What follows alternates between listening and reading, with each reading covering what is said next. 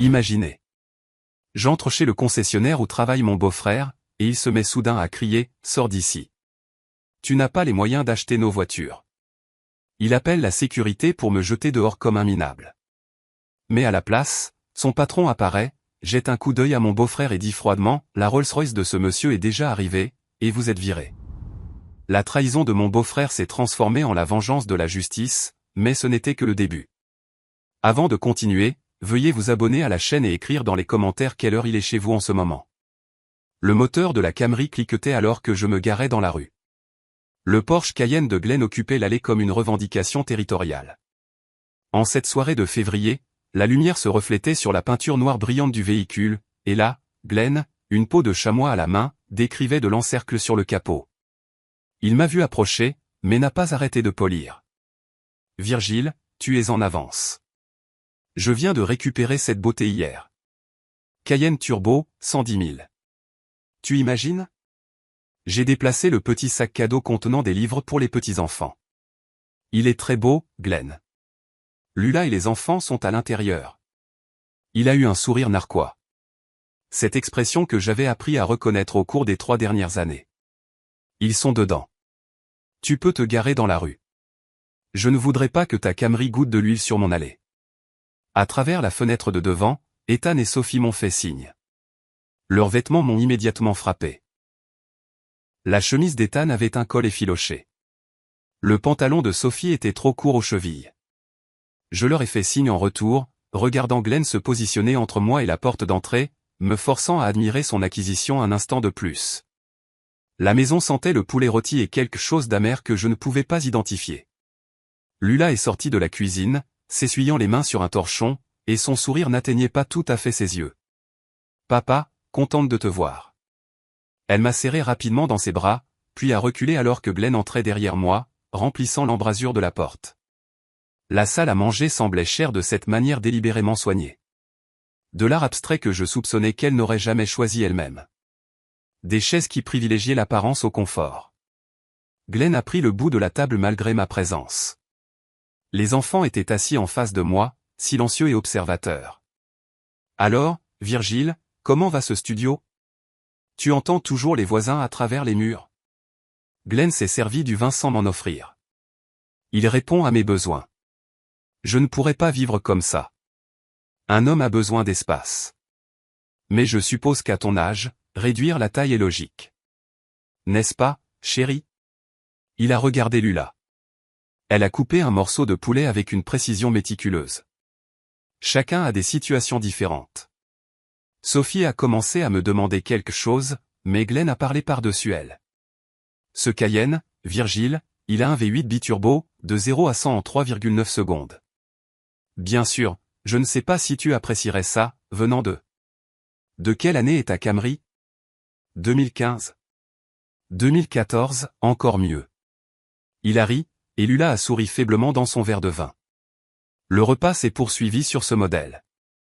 Chaque sujet que Glenn abordait devenait un référendum sur la valeur et le statut.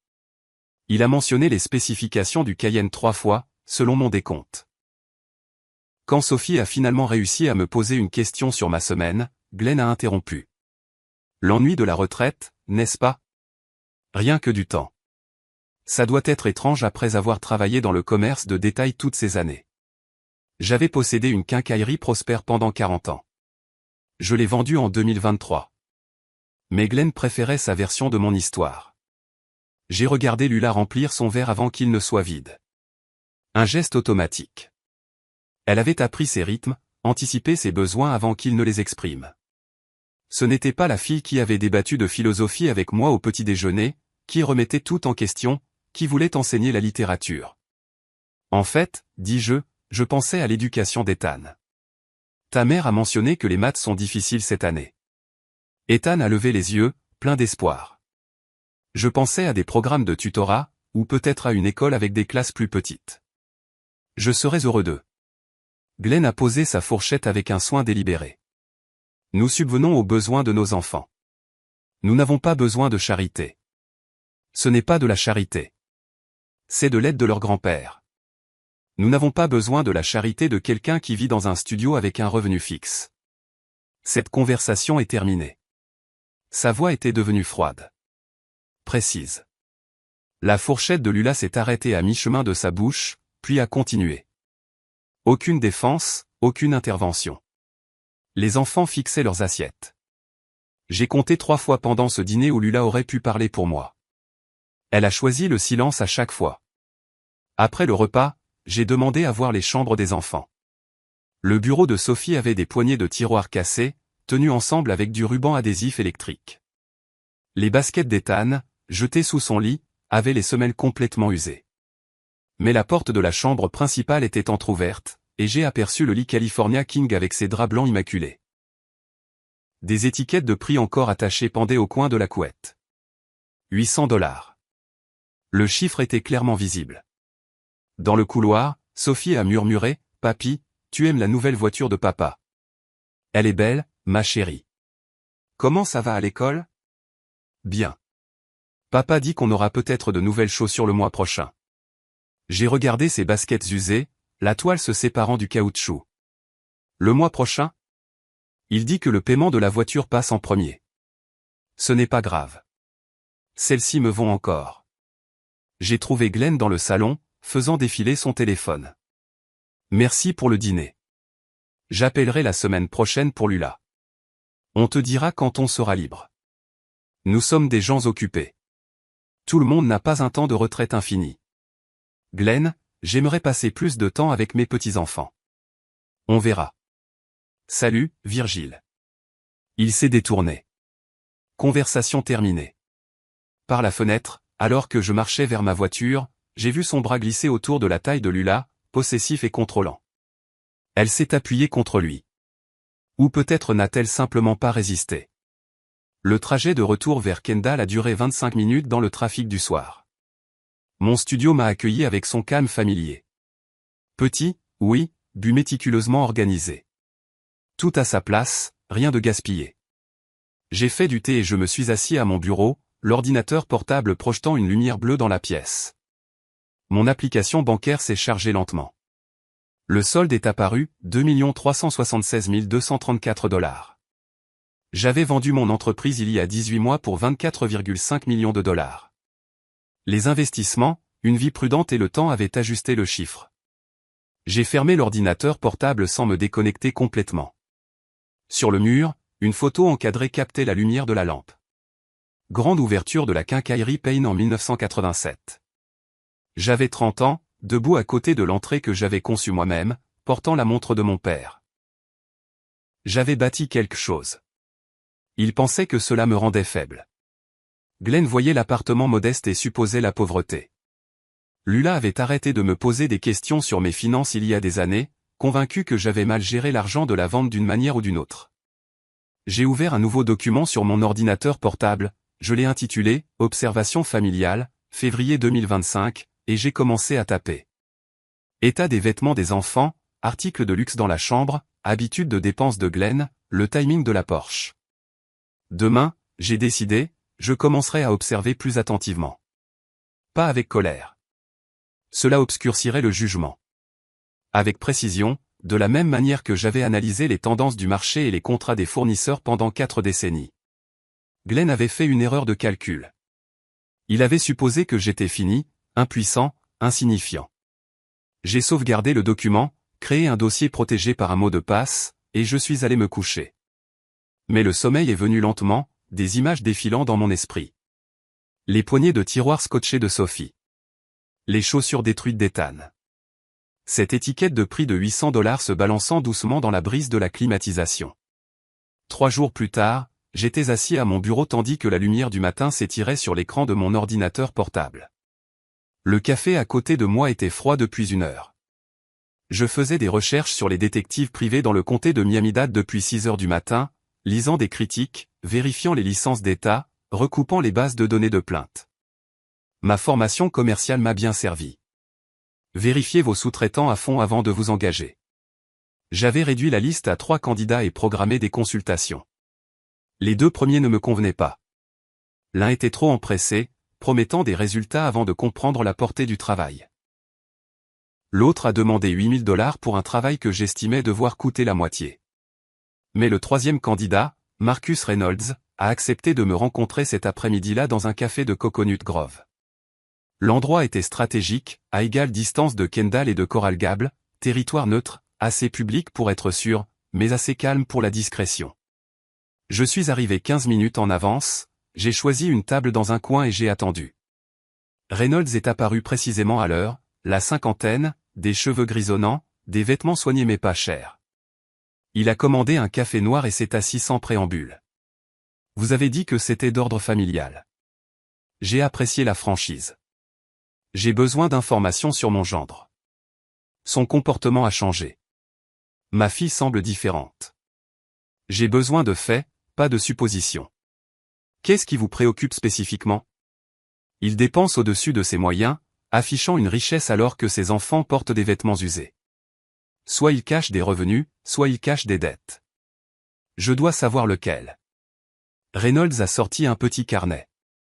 2 semaines, surveillance complète et vérification des antécédents, 3500. J'aurai besoin de son emploi du temps. Les détails du véhicule. Son lieu de travail. J'avais tout préparé. Je l'avais écrit la veille sur une seule feuille de papier. Les heures de travail de Glenn chez Prestige Motor Miami. La plaque d'immatriculation de la Porsche, sa routine de déjeuner habituelle. J'ai glissé le papier sur la table. Je paierai la moitié maintenant, la moitié à la livraison. Je veux des mises à jour quotidiennes. Rien par écrit avant le rapport final. Il a hoché la tête une fois. Espèce préférée pour la compte. Je lui ai tendu une enveloppe contenant $2000. Nous nous sommes serrés la main, et il est parti le premier. J'ai fini mon café froid, le regardant s'éloigner dans une berline banalisée. Un professionnel. C'est ce dont j'avais besoin. Les jours s'écoulaient lentement. Reynolds envoyait de brefs SMS. Sujet au travail. Déjeuner d'affaires observé. Routine du soir surveillée. Rien de substantiel, juste une confirmation d'activité. Je maintenais mon emploi du temps normal. Course le mardi, bibliothèque le jeudi, une promenade dans le quartier chaque soir. Si quelqu'un m'observait, il ne verrait rien d'inhabituel. 10 jours après l'avoir engagé, Reynolds a appelé. Nous devrions nous voir. Même endroit, 14 heures. Le dossier qu'il a glissé sur la table était plus épais que prévu. Des photographies horodatées montrant Glenn avec une femme plus jeune, fin de la vingtaine, habillée professionnellement. 3 restaurants différents, 2 hôtels. Le langage corporel n'avait besoin d'aucune interprétation. Sa main sur le bas de son dos, leur visage proche à une table, ses doigts touchant son bras. Son nom est Vanessa Torres, vendeuse à son concessionnaire. D'après les empreintes numériques et les schémas observés, j'estimerais que ça dure depuis 8 mois. J'ai étudié chaque photographie méthodiquement, me forçant à voir des preuves plutôt que de la trahison. Vous êtes certain? Les photographies ne manquent pas. Restaurant, Mortones, Zuma, Casa Tua. Hôtel, Four Seasons 2 fois, Mandarin Oriental 1 fois. Il utilise une carte de crédit qu'elle ne voit pas, différente de celle qu'il utilise pour les achats familiaux. Ce qui m'amène à la partie financière. Reynolds a produit une deuxième série de documents. La vérification des antécédents a révélé des prêts personnels à son nom uniquement. Environ $60 000 empruntés au cours de la dernière année auprès de 3 prêteurs. Carte de crédit au maximum de leurs limites. Combiné à l'hypothèque de votre fille et aux prêts automobiles visibles dans les registres publics, vous regardez une dette familiale totale d'environ $340 000. J'ai absorbé cela attentivement. Ma fille est-elle au courant des prêts personnels? Rien dans les comptes joints ne les reflète. Il gère ses paiements séparément, ce qui signifie soit un revenu caché, soit il déshabille Pierre pour habiller Paul. Quelle est votre évaluation? Reynolds s'est penché en arrière, choisissant ses mots. L'homme vit au-dessus de ses moyens pour soutenir 2 modes de vie. Les calculs ne tiennent pas à long terme. Le foyer de vos petits-enfants est un château de cartes financier. Un paiement manqué, une urgence, et tout s'effondre. Je lui ai payé les 1700 restants en espèces, les remercier pour sa rigueur et suis rentré chez moi avec le dossier sur le siège passager. Mais mon travail n'était pas terminé. J'avais besoin de le voir de mes propres yeux. J'avais besoin de cette confirmation de première main. Le mardi suivant, je me suis installé au bar d'un restaurant de Brickell que Reynolds avait documenté. Arrivé à 11h30, une demi-heure avant l'heure de déjeuner habituelle de Glenn. J'ai commandé un café, pris une place avec vue sur la salle à manger dans un miroir. Mon téléphone reposait sur le bar, incliné pour paraître décontracté. Glenn est arrivé à 12h15 avec Vanessa. Il riait, sa main sur le bas de son dos, le même geste possessif qu'il utilisait avec Lula. Il a tiré sa chaise, commandé du vin sans regarder les prix, s'est penché près d'elle en parlant. Je les ai photographiés avec l'appareil de mon téléphone, faisant semblant de faire défiler des messages. Une image a capturé son alliance, clairement visible alors que ses doigts s'entrelaçaient avec les siens sur la nappe blanche. Le vin qu'il a commandé coûtait 95 $. J'ai vu la présentation du sommelier. Glenn a à peine jeté un coup d'œil à l'étiquette avant d'approuver. C'était un homme qui noyait sa famille dans les dettes pour son ego et une liaison, et ni la maîtresse ni l'épouse ne comprenaient la réalité mathématique qui se refermait sur eux.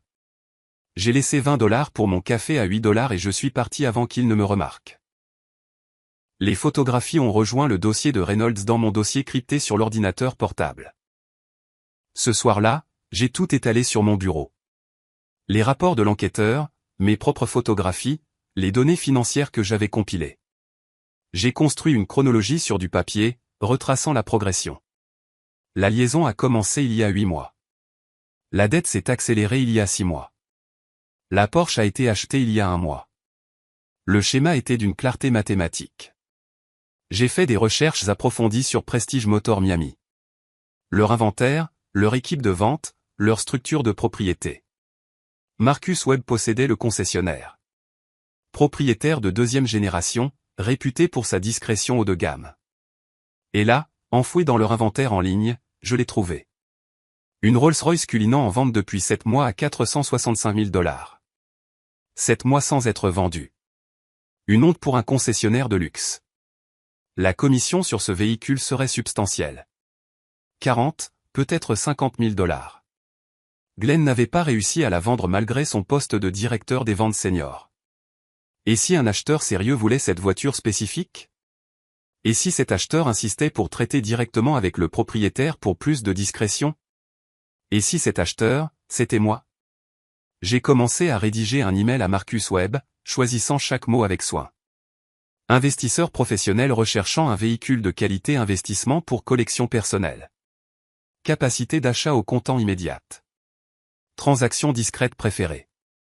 Demande de consultation privée avec la direction. Aucune mention de Glenn. Aucun indice de lien. J'ai écrit et réécrit l'email pendant 2 heures, ajustant le ton, assurant la crédibilité. Mes compétences en correspondance commerciale se sont avérées utiles. J'avais écrit des milliers de mails à des fournisseurs, trouvant toujours le juste équilibre entre professionnalisme et autorité. Vers 21 heures, j'ai appelé Lula.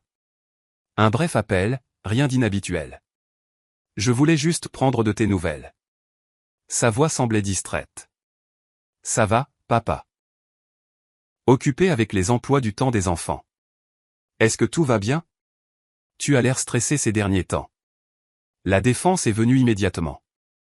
Tout va bien. Glenn travaille dur. Nous allons bien.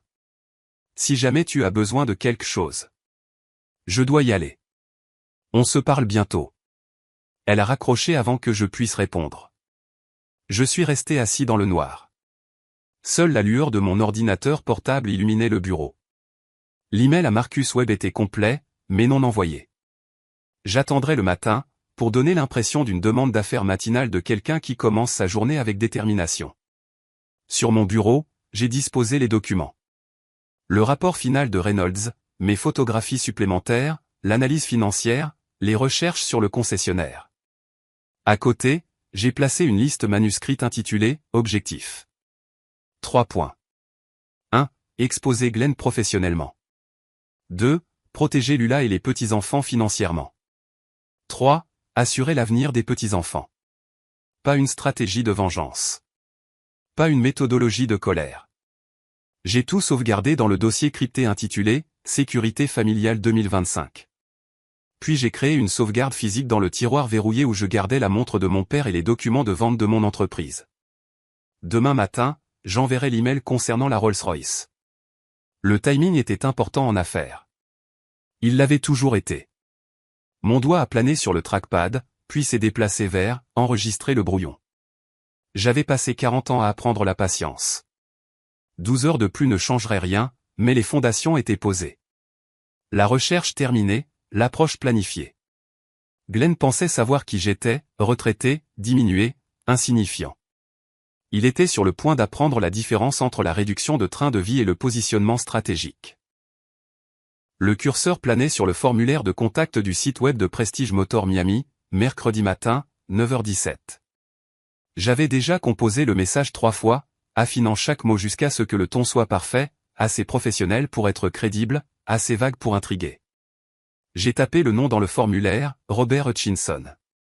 L'adresse email que j'avais créée la veille spécifiquement à cet effet s'est chargée automatiquement. Ligne d'objet, demande de renseignements, véhicule de qualité, investissement pour collection privée. Le message faisait référence à un intérêt pour les véhicules de luxe unique avec un potentiel d'appréciation, mentionnait l'inventaire Rolls-Royce et insistait particulièrement sur la discrétion. Aucune mention de Glenn, aucun soupçon de lien familial. Une pure demande commerciale de ce qui semblait être un acheteur sérieux avec des moyens sérieux. Je l'ai relu 3 fois, vérifiant les détails d'identification, tout ce qui pourrait relier Robert Hutchinson à Virgil Payne. Satisfait, j'ai déplacé le curseur sur « Envoyer ». L'email a filé dans l'espace numérique. Premier coup joué. J'ai fermé l'ordinateur portable et me suis fait un café frais, me forçant à suivre ma routine matinale normale, lire les nouvelles, vérifier mes investissements, organiser des papiers. Mais mes yeux revenaient sans cesse vers l'ordinateur portable, en attente. La réponse est arrivée à 14h43 cet après-midi-là. Marcus Webb lui-même avait répondu, pas un vendeur. Le message dégageait un enthousiasme professionnel. Oui, ils avaient la Cullinan série 2 à 465 000 $, état exceptionnel, disponible pour un achat immédiat. Webb a inclus sa ligne directe et a suggéré une visite privée, loin de l'agitation habituelle de la salle d'exposition, pour les collectionneurs sérieux qui préféraient les transactions discrètes. J'ai lu entre les lignes assez facilement. Webb avait flairé l'argent sérieux et voulait s'en occuper personnellement, court-circuitant ainsi toute la structure de commission des vendeurs, ce qui signifiait contourner complètement Glenn. Parfait. J'ai attendu 2 heures avant de répondre. Il ne fallait pas paraître trop empressé, trop désespéré. Ma réponse fut brève. Préférence pour une rencontre directe avec la direction. Disponible cette semaine. Transaction en espèces possible pour le bon véhicule. J'ai demandé ses disponibilités. Sa réponse est arrivée en moins de 30 minutes. Demain après-midi, réunion dans mon bureau privé. Apporter une pièce d'identité pour la préparation des documents. J'ai passé la soirée à me préparer. Je suis allé à ma banque. J'ai obtenu un chèque de banque de 100 000 $, libellé à l'ordre de Prestige Motor Miami. J'ai acheté un porte-documents en cuir dans une papeterie. Rien de trop cher, mais d'aspect professionnel. J'ai choisi mes vêtements pour le lendemain. Tenue décontractée mais élégante. Soignée, mais pas tape à accent grave-l'œil. Jeudi après-midi, je me suis rendu au concessionnaire, mais je me suis garé à 2 rues de là dans un parking public. Je ne voulais pas que la Camry soit encore visible près du bâtiment. Cette révélation viendrait plus tard, selon mes propres termes. La marche jusqu'à Prestige Motor a pris 8 minutes. Je suis entré par l'entrée latérale que Webb avait spécifiée dans son email, évitant la salle d'exposition principale où Glenn travaillait. La réceptionniste m'attendait, a souri professionnellement et m'a escorté directement au bureau de Webb au 2e étage. L'espace surplombait la salle d'exposition à travers une vitre sans teint. Webb s'est levé pour m'accueillir, une poignée de main ferme, m'offrant un café, m'indiquant les fauteuils en cuir placés en face de son bureau en acajou. Des photographies automobiles et des prix de vente décoraient les murs. À travers la vitre en dessous, je pouvais voir le plancher de la salle d'exposition. Voir Glenn parler à un client près de la section BMW, gesticulant avec animation, confiant dans son élément.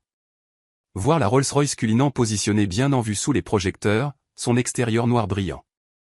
Webb a commencé le discours de vente de luxe standard, mais je l'ai interrompu poliment. Monsieur Webb, j'ai fait mes recherches. Ce véhicule est dans votre inventaire depuis 7 mois. Je suis prêt à simplifier les choses pour nous deux. Ses sourcils se sont légèrement haussés. Vous avez fait vos devoirs. Oui, c'est une pièce de prestige, un véhicule remarquable qui attend le bon acheteur. C'est une façon de le décrire. J'ai mis la main dans ma veste, j'ai sorti l'enveloppe de la poche intérieure, non pas en fouillant dans un portefeuille, mais de manière délibérément préparée, et je l'ai glissé sur son bureau. Je suis prêt à déposer 100 000 aujourd'hui. Les 365 000 restants à la livraison. Mais j'ai des conditions. Webb a ouvert l'enveloppe, a examiné le chèque de banque. Son expression a changé. Ce n'était plus théorique. C'était de l'argent réel sur son bureau. Je vous écoute. Premièrement, cette transaction reste entre nous jusqu'au jour de la livraison. Aucune implication du personnel de vente jusqu'à ce que je récupère le véhicule. Il a hésité. C'est inhabituel. Puis-je demander pourquoi? J'accorde de l'importance à la vie privée. Trop d'achats de luxe deviennent immédiatement publics. Les concessionnaires qui font pression pour des références, la famille qui pose des questions, les associés qui font des suppositions. Je prends mes décisions tranquillement, je les exécute publiquement quand je suis prêt. Webb m'a étudié un instant, puis a hoché lentement la tête. Et la deuxième condition, je veux récupérer le véhicule personnellement pendant les heures normales d'ouverture, sans annonce à votre personnel.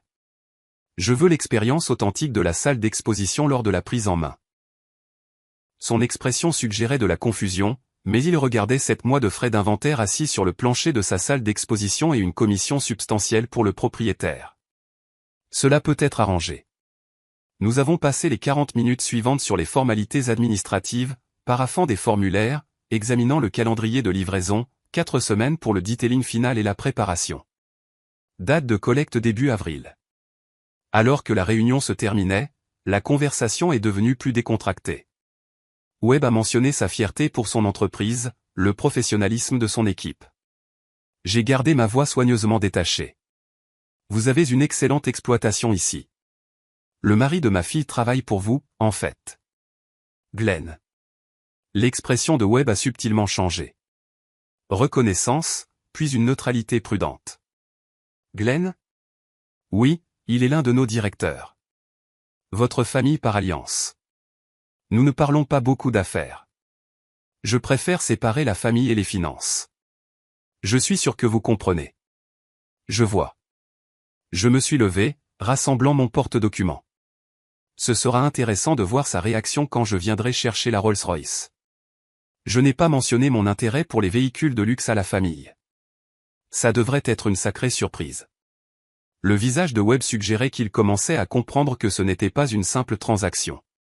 Mais le contrat était signé, l'acompte versé, l'argent sécurisé. Il a tendu la main. Nous vous appellerons 48 heures avant la livraison. Je suis parti par la même entrée latérale, je suis retourné au parking à un rythme mesuré. Ce n'est qu'une fois assis seul dans la Camry que j'ai laissé la tension se relâcher de mes épaules. Je suis resté assis là pendant 3 minutes, traitant ce que j'avais mis en mouvement avant de démarrer le moteur. De retour à l'appartement, j'ai ouvert le calendrier de mon ordinateur portable, j'ai marqué la date de livraison 4 semaines plus tard, début avril, j'ai créé des rappels de compte à rebours à intervalles hebdomadaires. Sous la date, j'ai tapé une seule phrase, le jugement de Glenn, puis je l'ai immédiatement supprimé. Aucune preuve écrite de mobile, même dans les fichiers privés. J'ai examiné mes comptes. 100 000 déposés, 365 000 réservés sur un compte séparé pour le paiement final. Il restait encore 23,2 millions en investissement intact. Le coût de la justice était gérable. J'ai regardé la photo encadrée de l'inauguration de ma quincaillerie. La construction patiente de quelque chose de précieux. Brique par brique, décision par décision. C'était le même processus, juste une construction différente. 4 semaines avant que Glenn ne découvre que son beau-père n'était pas un retraité impuissant vivant de miettes. 4 semaines avant que la vérité ne devienne visible. J'ai fermé l'ordinateur portable, ressentant quelque chose que je n'avais pas ressenti depuis 2 ans, depuis la vente de mon entreprise, l'anticipation de voir des plans soigneusement élaborés arriver à leur terme. Le téléphone a sonné à 10h07, jeudi matin. La voix de Marcus Webb, professionnel et mesuré, Monsieur Payne, votre véhicule est prêt. Quand souhaitez-vous le récupérer? J'ai jeté un coup d'œil à l'horloge sur mon bureau. Je serai là dans l'heure. Excellent. Tout est préparé. Après avoir raccroché, j'ai procédé à mes préparatifs avec un soin délibéré. J'ai enlevé ma montre descente, les remplacé par une montre numérique bon marché du fond de mon tiroir, j'ai choisi le jean le plus vieux que je possédais, une veste grise unie aux coudes usés, des bottes de travail éraflées que j'avais gardées de l'époque de ma quincaillerie. Je me suis étudié dans le miroir. L'image parfaite d'un modeste retraité, exactement ce que Glenn s'attendait à voir, exactement ce qui rendrait le contraste dévastateur. J'ai attrapé les clés de la Camry et je suis parti. Pendant les 30 minutes de route jusqu'au concessionnaire, je me suis arrêté à un feu rouge. Mon reflet est apparu dans le rétroviseur latéral. 63 ans, portant des vêtements qui semblaient sortis d'une friperie, conduisant une berline de 10 ans. Mais dans mes yeux, j'ai vu quelque chose qui n'y était plus depuis 2 ans. Un but. Le feu est passé au vert. J'ai continué. Prestige Motor est apparu devant, ses murs de verre révélant l'intérieur de la salle d'exposition, des véhicules rutilant sous un éclairage design, un personnel de vente en costumes impeccables, le luxe contrôlé de l'argent sérieux. J'ai garé la Camry sur le parking des visiteurs, sans plus me cacher, bien en évidence près de l'entrée. À travers la vitre, j'ai repéré Glenn près de la section Mercedes, en pleine conversation avec un couple d'âge mûr, montrant les caractéristiques d'un véhicule avec un enthousiasme bien rodé. Je suis entré par l'entrée principale. La porte a carillonné doucement. La réceptionniste a levé les yeux avec un sourire professionnel, a commencé à me saluer. Je suis passé devant elle en direction du centre de la salle d'exposition, les yeux fixés sur la Rolls-Royce Cullinan, positionnée sous les projecteurs comme une pièce de musée. Un mouvement a attiré l'attention périphérique de Glenn. Il a jeté un coup d'œil en plein milieu de sa phrase avec ses clients, a eu un sursaut visible, et son expression a rapidement changé, confusion, puis irritation, puis quelque chose comme de l'embarras que quelqu'un de sa famille pauvre soit là, potentiellement nuisible à son image professionnelle. J'ai tourné lentement autour de la Rolls-Royce, l'examinant comme le ferait un acheteur potentiel, j'ai passé ma main sur la finition miroir du capot, j'ai regardé à travers les vitres l'intérieur en cuir crème, j'ai vérifié les poignées de porte. Glenn s'est excusé auprès de ses clients et s'est approché avec une désinvolture forcée, la mâchoire visiblement crispée. « Virgile, qu'est-ce que tu fais ici ?» Je me suis retourné, expression neutre. Je regarde ce véhicule. Il est impressionnant. Son visage s'est assombri d'une nuance. Ce n'est pas un endroit pour flâner. Ce sont des véhicules sérieux pour des acheteurs sérieux. D'autres membres du personnel commençaient à remarquer notre interaction. Les conversations se sont calmées. L'attention s'est déplacée. J'ai continué à examiner la Rolls-Royce, j'ai ouvert la portière du conducteur, déverrouillée pour l'exposition. Je me demandais si je pouvais faire un essai routier. Le contrôle de Glenn a cédé comme un fil trop tendu, sa voix montant. Un essai routier ? Tu ne peux même pas te payer l'assurance de cette voiture, sans parler de son prix d'achat. La salle d'exposition est devenue silencieuse. Tous les yeux étaient sur nous maintenant. Les clients de Glenn ont échangé des regards mal à l'aise. La réceptionniste s'est figée au milieu d'un appel téléphonique. Je n'ai pas bougé, les mains toujours sur la poignée de porte, l'expression délibérément calme. Tu dois partir maintenant. Tu te mets dans l'embarras. Je suis resté exactement où j'étais, examinant le cuir du volant avec un intérêt apparent. La voix de Glenn a rempli la salle d'exposition. Tu ne peux même pas te payer l'assurance pour essayer ce véhicule. Tu penses que quelqu'un qui vit dans un studio peut se permettre 465 000 $? D'autres vendeurs regardaient, incertains d'intervenir. Un client bien habillé près de la section Bentley s'est déplacé inconfortablement. Glenn s'est tourné vers le bureau de la sécurité. Jason, on a besoin d'aide ici. Le gardien de sécurité, un homme dans la quarantaine, s'est levé de son bureau avec une incertitude évidente, regardant entre Glenn et moi. Sa main est allée à sa radio, mais il s'est déplacé lentement. Quelque chose semblait anormal dans la situation. Faites sortir ce monsieur. Il dérange les vrais clients. Jason a commencé à marcher vers nous, mais son rythme était prudent, hésitant. Glenn criait presque maintenant. Fais-le sortir. Il fait perdre du temps à tout le monde. Tu ne peux pas être ici si tu n'es pas un acheteur sérieux.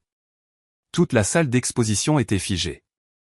À l'étage, la porte du bureau de Marcus Webb s'est ouverte. Webb a descendu les escaliers délibérément, chaque pas résonnant dans l'espace silencieux. Tous les yeux se sont tournés vers lui. Son expression était froide, une évaluation professionnelle. Il a atteint le plancher de la salle d'exposition, s'est arrêté, a examiné la scène. Glenn, le visage rouge et agité. Moi, calme à côté de la Rolls-Royce, la main toujours sur la porte. Jason, coincé à mi-chemin entre nous. D'autres membres du personnel et des clients regardant comme des témoins d'un accident. La voix de Webb a transpercé la tension comme une lame. Glenn, mon bureau, maintenant. Glenn s'est tourné vers lui.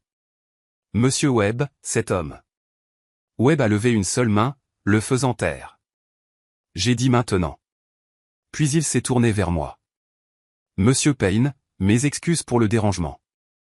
Votre véhicule est prêt et les papiers sont préparés. Le visage de Glenn a perdu toute sa couleur. Véhicule ? Le mot est sorti à peine au-dessus d'un murmure. Webb a continué, s'adressant à moi pendant que Glenn restait figé. La Rolls-Royce Cullinan que vous avez achetée est prête pour la livraison. Les documents de transfert de titre sont dans mon bureau. Jason, s'il vous plaît, apportez les papiers de Monsieur Payne. Jason a compris immédiatement, a hoché la tête et s'est dirigé vers l'étage. Webb a finalement regardé Glenn. Vous venez d'essayer de faire expulser physiquement mon client. Un client qui a acheté notre véhicule le plus cher en inventaire. Il a fait une pause, laissant les mots s'imprégner. Vous êtes licencié. Rassemblez vos affaires personnelles. Vous avez 30 minutes. La salle d'exposition est restée absolument immobile. La bouche de Glenn s'est ouverte, s'est fermée, s'est rouverte. Aucun son n'en est sorti. D'autres vendeurs fixaient le sol, ne voulant pas assister à la destruction de leurs collègues. Les RH vous contacteront au sujet de votre dernier chèque de paie et de la fin de vos avantages. Laissez votre carte d'accès au bâtiment à la réception. Webb s'est tourné vers moi. S'il vous plaît, complétons vos papiers à l'étage. J'ai hoché la tête, le suivant vers les escaliers sans regarder Glenn. Jason est revenu avec un dossier, l'a remis à Webb. Alors que j'atteignais la 3e marche, Glenn a retrouvé sa voix, rauque, brisée, désespérée. Ce n'est pas fini. Tu m'entends, vieil homme ? Ce n'est pas fini. Tu le regretteras. Je me suis arrêté brièvement, sans me retourner. Webb a parlé froidement sans regarder en arrière. Glenn, la sécurité vous escortera si nécessaire. Partez maintenant. J'ai continué à monter, laissant Glenn seul au centre de la salle d'exposition, entouré de témoins de son humiliation, à côté du véhicule qu'il n'avait pas pu vendre et que son beau-père venait d'acheter au comptant. De la fenêtre du bureau de Webb, j'ai regardé à travers la vitre sentant Glenn tituber vers son bureau. D'autres vendeurs évitaient délibérément de croiser son regard, soudainement occupés par des papiers, des appels téléphoniques, n'importe quoi qui leur permettait de prétendre qu'ils n'avaient pas vu ce qui venait de se passer. Webb a fermé la porte du bureau derrière nous, a posé le dossier sur son bureau. C'était plus laid que je ne l'avais prévu, a-t-il dit doucement. Je me suis assis dans le même fauteuil en cuir que j'avais occupé 4 semaines auparavant. Il a fait ses choix. Webb a glissé les documents vers moi. Alors que je commençais à examiner les papiers de transfert de titre, Glenn est apparu en bas, portant une petite boîte en carton, marchant vers la sortie avec les mouvements mécaniques de quelqu'un en état de choc. Il n'a pas levé les yeux vers le bureau, n'a regardé personne. Il a juste marché. La porte a carillonné à sa sortie. J'ai signé le document final et l'ai rendu à Webb. La Porsche de Glenn est arrivée dans l'allée à 13h47. Par la fenêtre de la cuisine, Lula a jeté un coup d'œil à l'horloge, la confusion traversant son visage. Des heures trop tôt. La porte du garage a grondé. Elle a entendu ses pas, plus lourds que d'habitude. Puis il est apparu, portant une petite boîte en carton. La cravate desserrée, le visage encore rougi par la colère résiduelle. J'ai été viré. Il a posé la boîte durement sur le comptoir de la cuisine. Injustement. Une injustice totale. Lula s'est figé, un torchon à la main. Quoi ? Qu'est-ce qui s'est passé ? Un client riche s'est plaint de mon approche de vente. La direction a pris son parti. De la politique. Toujours de la politique dans ces endroits. Elle s'est approchée, cherchant son visage. Mais tu es l'un de leurs meilleurs. Ça n'a pas d'importance quand les gens riches se plaignent. Ils ont choisi l'argent plutôt que la loyauté. Il a desserré davantage sa cravate, jouant le rôle de l'employé lésé avec des gestes bien rodés. Son téléphone a vibré sur le comptoir entre eux. Un texto de Marissa, une amie qui travaillait en ville près du concessionnaire. Est-ce que ton père vient d'acheter une Rolls-Royce au travail de Glenn ? Lula a fixé l'écran. L'a lu 2 fois. A levé les yeux vers Glenn. Mon père a acheté une voiture à ton concessionnaire. L'expression de Glenn a changé. Pris sur le fait. En train de calculer. Il a pivoté rapidement. C'est donc de ça qu'il s'agit. Ton père. Il est arrivé ce matin, m'a humilié publiquement, a acheté un véhicule cher d'une manière ou d'une autre, et m'a fait virer. Mon père? Comment a-t-il de l'argent pour? Exactement. Glenn a saisi l'opportunité. D'où l'a-t-il eu? Quelque chose ne va pas ici. De l'argent sale. Peut-être illégal. Je ne sais pas, mais quelque chose n'est pas normal. La main de Lula a atteint son téléphone. Je dois l'appeler.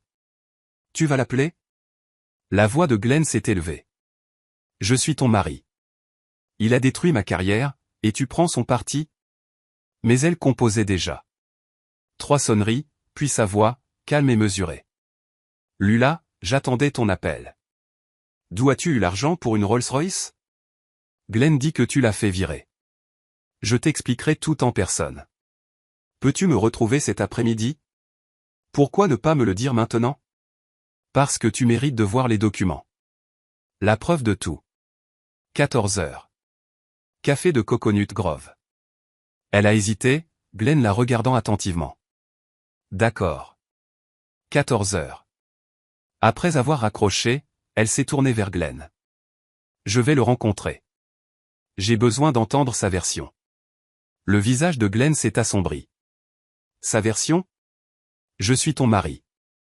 Tu le choisis lui plutôt que moi. Pour la première fois depuis des années, elle a tenu bon. Je choisis d'entendre ce qu'il a à dire. Ce n'est pas prendre parti. Elle est allée se changer, laissant Glenn dans la cuisine. Ses mains tremblaient alors qu'elle choisissait un chemisier dans son placard. 20 minutes plus tard, elle sortait sa Honda de l'allée. 3 voitures derrière, la Porsche de Glenn suivait à une distance prudente. Le café de Coconut Grove était modérément bondé. Virgile était assis à une table d'angle, le dos au mur, un dossier en cuir à côté de son café. Lula est arrivée avec 7 minutes de retard, le visage crispé par le stress. Elle s'est assise sans dire bonjour. Virgile a commencé sans préambule. Il y a 2 ans, j'ai vendu mon entreprise. Cette quincaillerie construite sur 40 ans. Prix de vente, 23 millions de dollars. L'expression de Lula est passée par le choc, l'incrédulité, la colère. Tu es riche depuis 2 ans et tu n'as rien dit? Il a glissé des documents sur la table. Contrat de vente, relevé bancaire, déclaration de revenus. Tout était légitime, tout était légal. Les mains de Lula tremblaient en lisant. Je voulais voir qui tu étais vraiment. Quand j'étais pauvre, tu ne me respectais pas. Glenn se moquait ouvertement de moi. Tu ne disais rien. Nous ne nous moquions pas. Il a produit d'autres papiers, des captures d'écran imprimées des publications de Glenn sur les réseaux sociaux ridiculisant son beau-père fauché, des SMS à des amis se plaignant de la situation financière pathétique de Virgile. Un message datant de 3 mois, il conduit toujours cette triste Camry. Il peut à peine se payer l'essence, probablement. Le visage de Lula s'est effondré. Je ne savais pas qu'il. Puis Virgile a placé les photographies sur la table. Glenn avec une femme plus jeune, horodatée, les corps inclinés l'un vers l'autre dans une intimité sans équivoque. Table de restaurant, entrée d'hôtel, sa main sur le bas de son dos. Son nom est Vanessa Torres. Celle-ci date des 8 derniers mois. Lula a fixé les images, ses mains couvrant lentement sa bouche, des larmes coulant silencieusement sur ses joues. Depuis combien de temps? Sa voix l'a à peine atteint. 8 mois. Pendant qu'il te disait que la famille ne pouvait pas se permettre de nouvelles chaussures pour les enfants. D'autres documents. Des reçus de restaurants débités sur des cartes de crédit que Lula n'avait jamais vues. Une analyse financière montrant 340 000 $ de dette familiale totale. Un rapport séparé détaillant la carte de crédit cachée de 22 000 $ de Glenn, utilisée exclusivement pour les dépenses de sa liaison. Tu as engagé quelqu'un pour le suivre? Pour nous espionner? Pour te protéger, toi et mes petits-enfants. Il a glissé un tableau de projection financière. Au rythme actuel de l'endettement, vous ferez face à une saisie immobilière dans les 18 mois. Glenn a dépensé pour elle alors que les besoins de vos enfants ne sont pas satisfaits. Lula oscillait entre le chagrin et la colère défensive. Peut-être qu'il a fait des erreurs, mais c'est mon mari, le père de mes enfants. Ton plan a détruit sa carrière. En quoi est-ce que ça nous protège? Virgile s'est penché en avant, la voix ferme mais pas dure. Je n'ai pas détruit sa carrière. Son arrogance l'a fait. J'ai acheté une voiture. Il a choisi d'humilier publiquement un client qui se trouvait être son beau-père. Ses choix ont des conséquences. Un silence s'est étiré entre eux. Lula a de nouveau regardé les photographies, les relevés bancaires, l'analyse de la dette. J'ai besoin de temps pour réfléchir. Je ne peux pas traiter tout ça maintenant. Prends le temps dont tu as besoin. Mais sache ceci, ces enfants méritent mieux que la ruine financière et des parents qui modélisent le manque de respect. Lula a rassemblé les papiers, les fourrant dans son sac à main avec des mains tremblantes. Elle est partie sans un autre mot. De sa place, Virgile l'a regardé marcher vers sa voiture. 3 places derrière, la Porsche de Glenn était garée, son conducteur affalé sur le siège. Il l'avait suivi, avait regardé par la fenêtre, n'avait pas pu entendre les mots, mais avait vu les papiers, vu ses larmes. Virgile a sorti son téléphone, a ouvert son application de notes, a tapé « Glenn sait ». Elle sait. Il l'a supprimé. Pas de preuve écrite, même privée. Il a fini son café lentement, a payé en espèces et est retourné à Kendall dans la Rolls-Royce. Le véhicule semblait encore étranger, trop grand, trop luxueux, mais il avait servi son but. Ce soir-là, Lula est rentrée à la maison 30 secondes avant Glenn. Elle ne l'a pas confronté sur le fait de l'avoir suivi, est allée directement à la chambre et a verrouillé la porte. Elle a étalé les documents sur le lit, les a étudiés pendant des heures. Les photographies faisaient le plus mal. L'expression de Glenn sur celle-ci montrait un bonheur qu'elle n'avait pas vu diriger vers elle depuis des années. En bas, Glenn faisait défiler son téléphone. Un message d'un ancien collègue. Un concessionnaire à petit budget à y aller à recruter. Moins de prestige, salaire inférieur, mais disponibilité immédiate. Il a postulé sans hésiter. La pression financière arrivait. Il pouvait le sentir. 3 jours plus tard, Glenn a commencé à son nouveau poste. Directeur des ventes de voitures d'occasion, 65 000 $ de salaire, une baisse de 30% par rapport à son rôle précédent. Il a dit à Lula que c'était un ajustement temporaire pendant qu'il cherchait quelque chose de mieux. Ce même soir, Virgile était assis dans la Rolls-Royce, garé devant un parc public, regardant le coucher de soleil peindre le ciel de Miami en orange et violet. Son téléphone affichait un texto de Lula envoyé 1 heure plus tôt. J'ai besoin de plus de temps pour réfléchir. S'il te plaît, ne contacte pas Glenn directement. Il a tapé sa réponse avec soin. Prends le temps dont tu as besoin. Je suis là quand tu seras prête. Ce qu'il n'a pas mentionné, c'est qu'il avait déjà programmé une consultation avec un avocat spécialisé en droit de la famille pour la semaine suivante. La patience avait bâti son entreprise brique par brique pendant 40 ans. La patience achèverait ceci. Le bureau de l'avocate occupait le 20e étage d'une tour du centre-ville de Miami. Des fenêtres du sol au plafond encadraient la ligne d'horizon. La lumière du matin était vive et clinique. Diane Costa était assise en face de son bureau en acajou, examinant le dossier que Virgile avait envoyé à l'avance, organisé avec des onglets de couleur, des résumés chronologiques et l'approche de l'homme d'affaires face à une crise familiale. Elle a levé les yeux, son expression professionnelle, mais pas méchante. Monsieur Payne, cette documentation est complète. Vous avez tout organisé. J'ai bâti une entreprise sur la documentation. Il s'agit de protéger ma famille. Avec ces preuves adultères, tromperie financière, bien-être des enfants en danger. Votre fille a une position solide si elle décide de déposer une demande. La question est-elle prête? La réponse de Virgile est venue sans hésitation. Pas encore. Mais elle le sera. Que pouvons-nous faire pour nous préparer? Diane a expliqué la loi sur le divorce en Floride avec une précision bien rodée. L'État fonctionnait sur des principes de non-culpabilité. L'adultère seul ne garantissait pas un avantage. Mais un schéma d'imprudence financière nuisant de manière démontrable au bien-être des enfants mineurs, ça comptait. Les tribunaux donnaient la priorité aux intérêts des enfants. Nous avons besoin d'une expertise comptable, d'une analyse professionnelle par un CPA, documentant chaque dollar caché, chaque paiement manqué, chaque dépense qui aurait dû aller à vos petits-enfants mais qui est allée ailleurs. Cela construit un dossier indéniable. La consultation a duré 90 minutes, a coûté 400 $, la première de cette réunion de ce type totalisant 2 800 $ au cours des semaines suivantes. 2 jours plus tard, Virgile a appelé Lula. La conversation s'est déroulée avec précaution, comme marcher sur de la glace. Comment digères-tu tout ça? Sa voix portait l'épuisement. J'ai examiné les documents, j'ai remarqué des choses que j'avais manquées avant. Il a été évasif au sujet de son nouveau travail. Il ne veut pas me dire le salaire réel, dit que c'est compliqué. J'ai consulté une avocate, non pas pour te pousser, mais pour comprendre les options. Il existe quelque chose appelé analyse financière forensique. Tu as engagé une avocate? J'ai consulté pour comprendre comment vous protéger, toi et les enfants, si tu décides d'aller de l'avant. Avec ta permission, j'aimerais engager un CPA pour analyser professionnellement vos finances familiales. Longue pause. Le bruit de la circulation en arrière-plan suggérait qu'elle était dans sa voiture, quelque part où Glenn n'était pas. De quoi aurait-il besoin? Seulement de ce que tu peux légalement fournir en tant que titulaire du compte. Accès bancaire, relevé de carte de crédit, document de prêt. Une autre pause, plus longue, puis doucement. D'accord, fais-le. Cet après-midi-là, Virgile a contacté un cabinet de CPA spécialisé dans l'analyse financière des divorces. Il a payé une provision de $4,200. Lula a fourni tout ce à quoi elle pouvait accéder.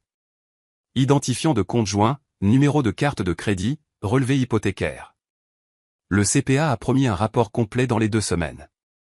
12 jours plus tard, le rapport est arrivé par email crypté. 42 pages d'analyse détaillée. Virgile l'a imprimé, s'est assis à sa table de cuisine avec un café qui a refroidi pendant qu'il lisait.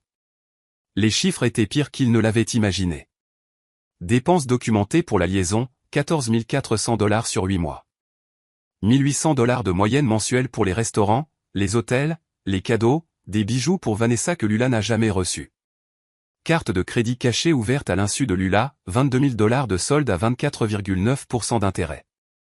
Des paiements minimums étaient sautés. 2 prêts personnels au nom de Glenn uniquement, $35 000 et $25 000. Utilisés en partie pour la compte de la Porsche, en partie pour les dépenses de la liaison. L'hypothèque familiale avait 3 mois de retard. Glenn avait intercepté les avis de la banque.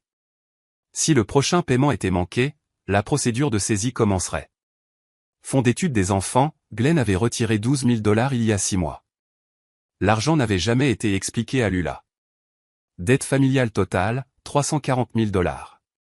Le nouveau salaire réduit de Glenn de $65 000 ne pouvait pas supporter la charge de la dette actuelle. La conclusion du CPA était sans appel. Effondrement financier imminent sans intervention. Recommandons une consultation immédiate en matière de dette ou la dissolution des obligations financières communes. Virgile a transmis le rapport à Diane Costa, puis a appelé Lula. Nous devons nous voir. L'analyse financière est complète. C'est urgent. Mais avant qu'ils ne puissent se rencontrer, la crise s'est accélérée d'elle-même. La lettre recommandée est arrivée chez Lula un mardi matin. En tête officielle de la banque, langage formel. Contenu dévastateur, avis de défaut de paiement de l'hypothèque. 30 jours pour remédier à la carence où la procédure de saisie commencerait. Ce soir-là, après que les enfants soient au lit, Lula a confronté Glenn dans la cuisine. Elle tenait la lettre comme une preuve au procès. Nous avons 3 mois de retard sur l'hypothèque. Tu m'as dit que les paiements étaient à jour. Le visage de Glenn est immédiatement passé en mode attaque. C'est parce que j'ai perdu mon revenu. Ton père a détruit ma carrière. Le rapport dit que les paiements ont été manqués même quand tu travaillais. Ses yeux se sont rétrécis. Quel rapport? Elle a réalisé son erreur. L'analyse financière. Tu as laissé ton père enquêter sur nos finances. Sa voix a grimpé. Tu lui as donné accès à nos comptes. C'est son plan, Lula. Il veut te contrôler. Il veut qu'on divorce pour pouvoir fondre sur toi et te sauver. Il arpentait la cuisine, ses gestes s'amplifiant, sa voix remplissant l'espace. Ou peut-être qu'il me montre une vérité que je refuse de voir. Sa voix est venue plus doucement qu'il ne s'y attendait, ce qui l'a fait frapper plus fort. Je suis ton mari, le père de tes enfants. Tu le choisis lui plutôt que moi. Je choisis la vérité. Je le rencontre demain au sujet de l'analyse financière. Glenn s'est approché, dominant physiquement l'espace entre eux. Mais Lula s'est déplacé latéralement autour de lui vers la porte, affirmant son droit de se déplacer librement. Tu ne peux pas simplement. Je peux, et je le fais. Elle est allée dans la chambre, a verrouillé la porte, puis a fait quelque chose qu'elle n'avait jamais fait auparavant. Elle a fouillé la pièce systématiquement. Elle a trouvé des relevés de cartes de crédit fourrés entre des chemises pliées dans sa commode, des documents de prêt dans une boîte à chaussures sur l'étagère du placard derrière les vêtements d'hiver. Sous son côté du matelas, une enveloppe avec des reçus pour des bijoux qu'elle n'avait jamais reçus. Elle a tout photographié avec son téléphone. Le lendemain matin, elle a rencontré Virgile au même café de Coconut Grove. Cette fois, elle est arrivée avec son propre dossier, ses propres preuves. Elle l'a posé sur la table à côté du rapport du CPA qu'il avait apporté. J'ai trouvé des documents de prêt hier soir. 60 000 $ qu'il a empruntés sans me le dire. Et il a retiré de l'argent des fonds d'études des enfants. Virgile a écouté sans l'interrompre. La lettre de la banque dit que nous pourrions perdre la maison. La maison de mes enfants. Elle l'a regardé directement. Qu'est-ce que je fais? Il a choisi ses mots avec soin, informant plutôt que commandant. L'avocate dit qu'avec ces preuves, tu peux demander le divorce avec une position forte sur la garde. La maison pourrait être protégée par des procédures légales. Les intérêts des enfants passent en premier selon la loi de Floride. Ses mains serraient sa tasse de café. Si je dépose une demande, tout change. Ses parents, nos amis, tout le monde saura. Ils sauront la vérité. La vérité n'est pas une honte. La cacher, si. Un silence s'est étiré entre eux. Une minute entière s'est écoulée. Puis Lula a ouvert son téléphone, a trouvé le numéro que Virgile lui avait envoyé il y a quelques jours. Le bureau de Diane Costa. Son doigt a plané sur le bouton d'appel. 7 secondes d'hésitation. Puis elle a appuyé. Elle a mis le téléphone sur haut-parleur pour que Virgile puisse entendre. Diane Costa, comment puis-je vous aider? La voix de Lula est venue, ferme. J'ai besoin de prendre rendez-vous avec Madame Costa concernant une procédure de divorce. 3 jours après que Lula ait passé l'appel, nous étions assis dans la salle de conférence de Diane Costa. Des fenêtres du sol au plafond donnaient sur la baie de Biscayne, le soleil du matin se reflétant sur l'eau en point de lumière vif. Lula était assise entre Diane et moi, les mains jointes sur la table polie, portant des vêtements professionnels empruntés à une amie. Diane a glissé un document vers Lula. Glenn a engagé Richard Brenet. Brenet est connu pour ses tactiques d'intimidation. Ce ne sera pas simple. Les mains de Lula tremblaient en ramassant la lettre. 6 pages de demandes agressives. J'ai lu par-dessus son épaule. Pension alimentaire pour conjoint citant le chômage de Lula. 50% des biens matrimoniaux, y compris la maison. Garde partagée avec possibilité de demande de garde principale pour Glenn. La demande finale m'a fait serrer la mâchoire.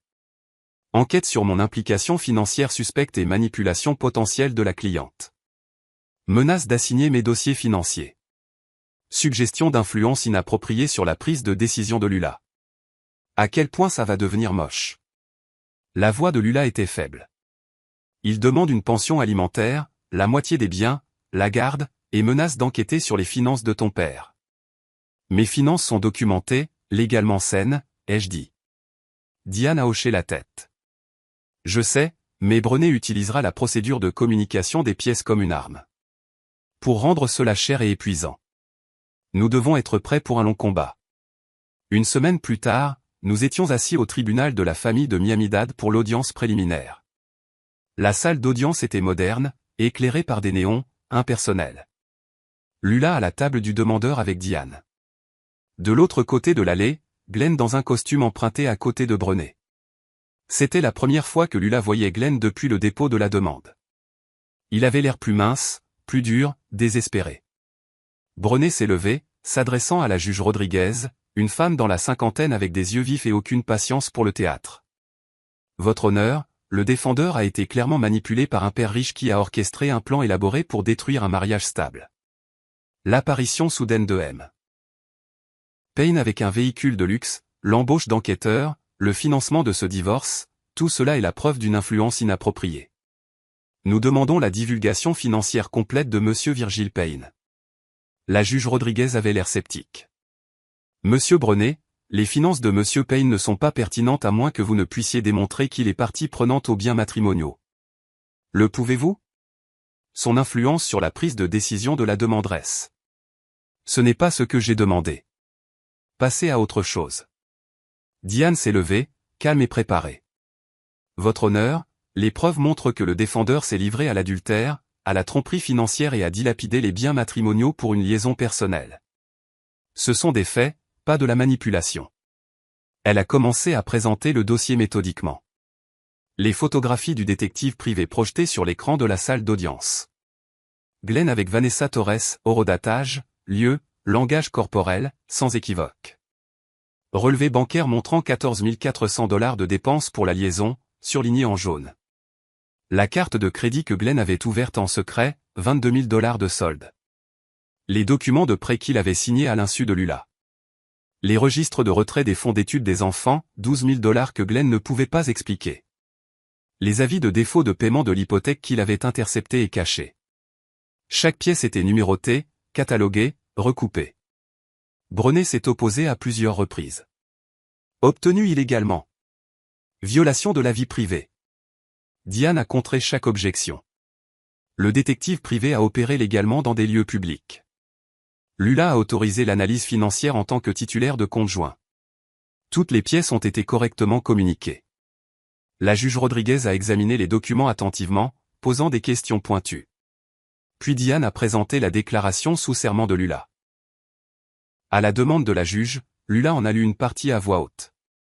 Sa voix tremblait mais ne s'est pas brisée. Il m'a dit que mon père ne valait rien. Il me l'a fait croire. Il m'a fait avoir honte de ma propre famille.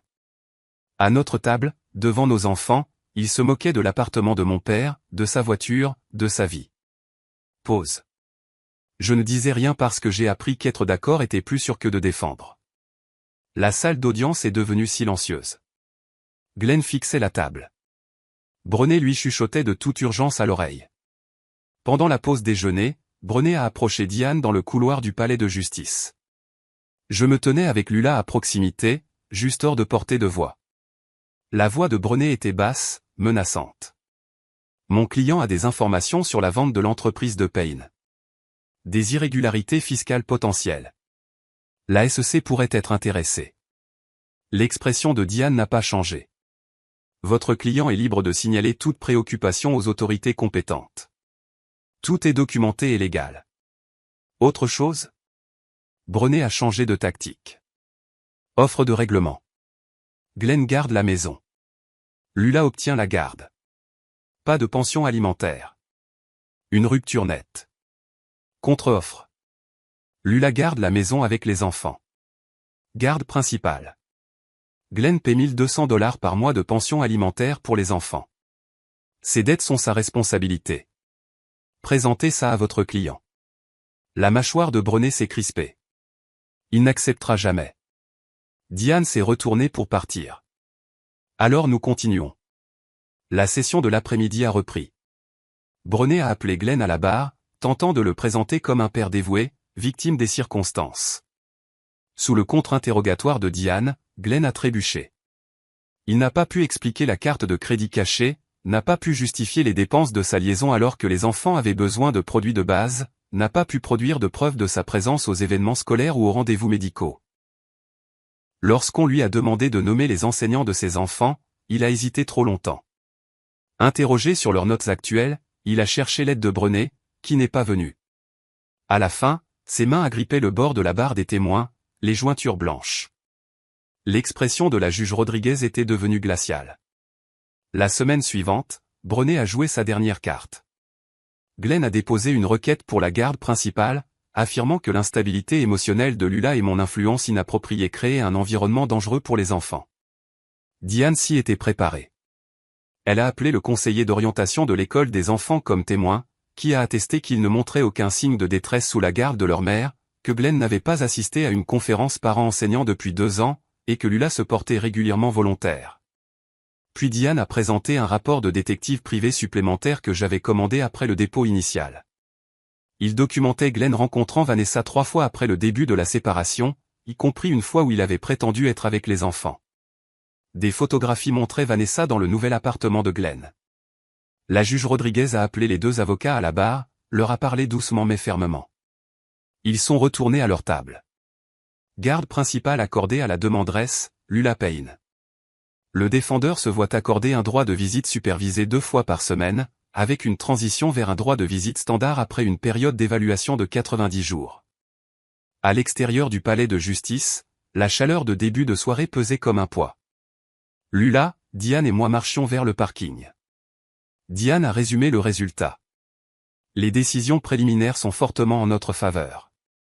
L'audience du jugement final aura lieu dans 6 semaines. Il acceptera probablement un règlement plutôt que de continuer.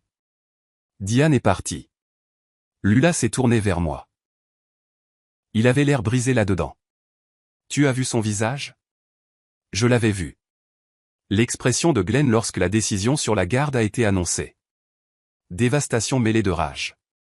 Tout cela dirigé vers moi à travers la salle d'audience.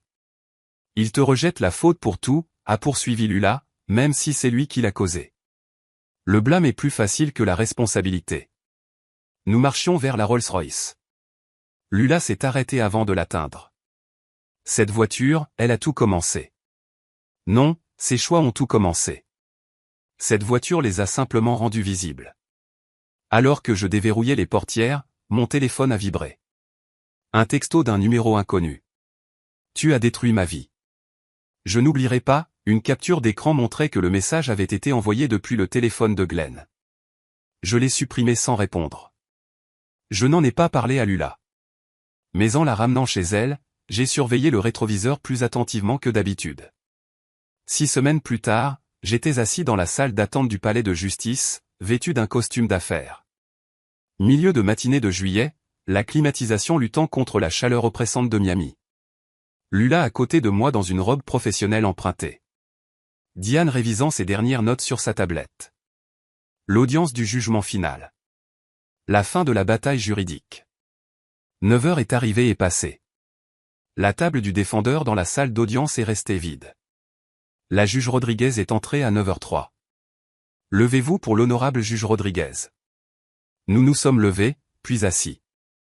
Elle a examiné les papiers devant elle avec une désapprobation évidente face à la table vide. Dans l'affaire Payne contre Payne. Où est le défendeur? Inconnu, votre honneur, a dit Diane. Il a été dûment notifié. À 9h07, la porte de la salle d'audience s'est ouverte. Glenn est entré, débraillé. Pas d'avocat à ses côtés. Son costume était d'un tissu moins cher, flottant sur une silhouette plus mince, le visage mal rasé, pas une barbe de 3 jours à la mode, mais de la négligence. Monsieur Glenn, vous êtes en retard. Où est Monsieur Brenet? La voix de Glenn était rauque, fatiguée.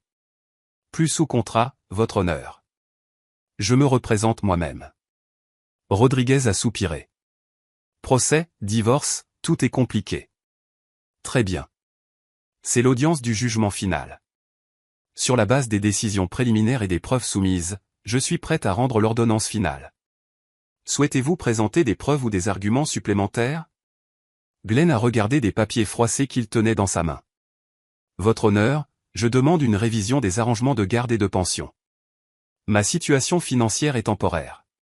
Je suis un parent stable. Monsieur Glenn, les décisions préliminaires traitent de ces questions. Sans nouvelles preuves, le jugement final reste tel que rédigé. Le sang-froid de Glenn, déjà ténu, s'est brisé. Sa voix s'est élevée. De nouvelles preuves. Vous voulez de nouvelles preuves? Son père a tout orchestré. Il a détruit ma carrière. Il a acheté cette voiture spécifiquement pour m'humilier. Il m'a pointé du doigt dans la galerie. Il est assis juste là. Il l'a manipulé pour ce divorce. La voix de Rodriguez s'est durcie. Monsieur Glenn, Monsieur Payne n'est pas parti à cette procédure. Vos accusations ne sont pas pertinentes. Non pertinentes? Il a engagé des enquêteurs pour m'espionner, a payé son avocat. Il a tout contrôlé. Diane s'est levée calmement. Votre honneur, le défendeur détourne l'attention de son adultère et de ses malversations financières documentées. Ces éclats démontrent exactement pourquoi la visite supervisée est nécessaire. Glenn s'est tourné vers elle. Supervisé? Je suis leur père. Ils ont besoin de moi. Monsieur Glenn, calmez-vous ou je vous tiendrai pour outrage au tribunal. Votre comportement dans cette salle d'audience confirme les préoccupations concernant votre stabilité. Glenn respirait lourdement, essayant visiblement de se contrôler. Il a échoué. J'ai tout perdu à cause de lui. Il m'a de nouveau pointé du doigt. Je suis resté immobile, l'expression neutre. Je n'ai pas répondu. Dernier avertissement, monsieur Glenn. Asseyez-vous. Glenn s'est lentement assis, la tête tombant dans ses mains. Rodriguez a lu le décret à voix haute. Mariage dissous avec effet immédiat. Garde résidentielle principale à Lula. Droit de visite supervisé pour Glenn 2 fois par semaine pendant 90 jours, puis transition vers un calendrier standard. Pension alimentaire pour enfants de $1 200 par mois à compter du 1er août. Remboursement du fonds d'études de $200 par mois jusqu'à ce que les $12 000 soient restitués. La maison conjugale est attribuée à Lula avec pleine équité. Les dettes séparées de Glenn, la carte de crédit cachée, les prêts personnels, les dépenses de la liaison étaient sa seule responsabilité. Sur la dette conjugale totale, il assumerait $240 000 sur les $340 000 totaux. Pas de pension alimentaire pour l'un ou l'autre. Comprenez-vous ces termes? Oui. La voix de Glenn était creuse. Comprenez-vous que la pension alimentaire commence le mois prochain et que le non-paiement peut entraîner une saisie sur salaire et un outrage au tribunal? Oui, votre honneur. Rodriguez a signé le décret, l'a remis au greffier. Des copies seront fournies aux deux parties. Cette affaire est close. Dehors, le soleil du matin était déjà intense. Lula, Diane et moi descendions les marches du palais de justice vers le parking. Derrière nous, Glenn est sorti du bâtiment. Diane l'a remarqué la première, a touché le bras de Lula. Continue de marcher. N'engage pas la conversation. Mais Glenn a appelé « Lula ». Elle s'est arrêtée par réflexe, s'est retournée. Glenn s'est approché. Diane s'est positionnée légèrement entre eux. Le visage de Glenn portait un plaidoyer désespéré. « S'il te plaît, les enfants sont ma vie. Ne me les enlève pas », la voix de Lula était fatiguée mais ferme. Le tribunal a décidé des visites. Suis les règles, Glenn. Les règles? Tu laisses ton père écrire les règles pour nos enfants. J'ai finalement parlé, la voix calme mais audible. Le juge a écrit les règles en fonction de ton comportement. Assume tes responsabilités. Le désespoir de Glenn s'est transformé en rage. La responsabilité? Tu as détruit tout ce que j'ai construit. Tu n'as rien construit. Tu as emprunté sur tout. Tu as menti à tout le monde. Tu as trahi ta famille.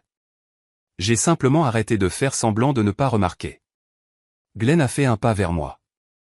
Diane s'est interposée. Monsieur Glenn, partez maintenant. Ses mains se serraient et se desserraient, sa respiration saccadée. Finalement, il s'est retourné, a marché vers l'arrêt de bus. Plus de voiture maintenant. Il n'a pas regardé en arrière. 3 jours plus tard, je suis arrivé chez Lula avec des annonces immobilières imprimées. J'avais passé le week-end à rechercher en ligne des maisons dans de meilleurs quartiers, de meilleures écoles, des 3 et 4 chambres. Je me suis assis à sa table de cuisine, étalant les annonces avec une excitation croissante. J'ai fait des recherches. Il y a une maison à Pinecrest, d'excellentes écoles, 4 chambres, pour que les enfants puissent chacun avoir leur propre espace. Je peux faire la compte. Tu gères l'hypothèque avec les revenus de la pension alimentaire. Lula a pris une annonce, l'a étudiée lentement. Ou celle-ci à Coconut Grove, plus proche d'un bon collège pour Ethan. Le syndic s'occupe de tout. Moins de travail pour toi. J'attendais de l'enthousiasme. J'ai eu du silence. Lula a posé le papier. Papa. Son ton m'a fait faire une pause. J'apprécie ça. Vraiment. Mais je ne peux pas. La confusion m'a frappé. Tu ne peux pas? Pourquoi? Ce sont des investissements dans les petits-enfants. J'ai besoin de respirer. Je viens de divorcer. Je suis encore en train de découvrir qui je suis sans Glenn. Et tu es déjà en train de planifier ma prochaine étape. J'essaie d'aider. Je sais. Mais ça ressemble à du contrôle. Un contrôle différent de celui de Glenn, mais du contrôle quand même. Les mots ont frappé fort. Un impact visible. Je n'essaie pas de contrôler. Je connais tes intentions, a-t-elle dit plus doucement maintenant. Mais j'ai besoin de temps pour prendre mes propres décisions. Me tenir sur mes propres pieds. Me prouver que je peux le faire. Je suis resté assis dans la Rolls-Royce devant sa maison après, les mains sur le volant, le moteur éteint. J'ai rejoué la conversation, la voyant clairement maintenant. J'avais accompli ma vengeance contre Glenn, mais je n'avais pas considéré ce dont Lula avait besoin après. De l'espace, de l'autonomie, de l'autodétermination. J'ai construit le dossier pour sa liberté, puis j'ai immédiatement essayé de gérer cette liberté. J'ai démarré le moteur, j'ai conduit vers mon appartement. À un feu rouge, j'ai vu quelque chose de familier. Le Porsche Cayenne de Glenn sur une dépanneuse à plateau, allant dans la direction opposée. Des étiquettes de saisie bancaire sur le pare-brise. La voiture dont il avait été si fier à ce premier dîner, maintenant remorquée. Mais ma satisfaction était atténuée par les mots de Lula. De retour à l'appartement, je me suis assis sur le canapé, j'ai regardé une vieille photo de famille, ma femme décédée, une jeune Lula souriante. Une époque plus simple. Mon téléphone a vibré. Un texto de Lula. Merci pour tout ce que tu as fait. Je le pense vraiment. Mais j'ai besoin d'espace pour me retrouver. Je t'appellerai quand je serai prête. Je t'aime. J'ai tapé une réponse, l'ai supprimée, j'ai tapé à nouveau. J'ai finalement envoyé, je comprends. Je suis là quand tu auras besoin de moi. Je t'aime aussi. J'ai posé le téléphone face contre table. Un acte conscient de donner de l'espace. J'ai réalisé que la vengeance avait réussi, mais que la reconstruction nécessitait une approche différente. La patience sans ordre du jour, le soutien sans direction, la présence sans pression. J'avais gagné la bataille. Maintenant, je devais apprendre à gérer la victoire. Une semaine après notre conversation sur les annonces immobilières, j'étais assis à mon bureau, examinant des documents financiers. Le relevé hypothécaire de la maison de Lula était à côté de mon chéquier ouvert. Paiement dû dans 5 jours. 2200 $. Je savais qu'elle n'avait pas encore de revenus. Je savais que les appels de recouvrement continuaient d'arriver. J'ai rempli le chèque, adressé l'enveloppe directement à la société de prêt hypothécaire, pas à Lula, évitant l'apparence de lui donner de l'argent, éliminant simplement un obstacle. Deuxième enveloppe.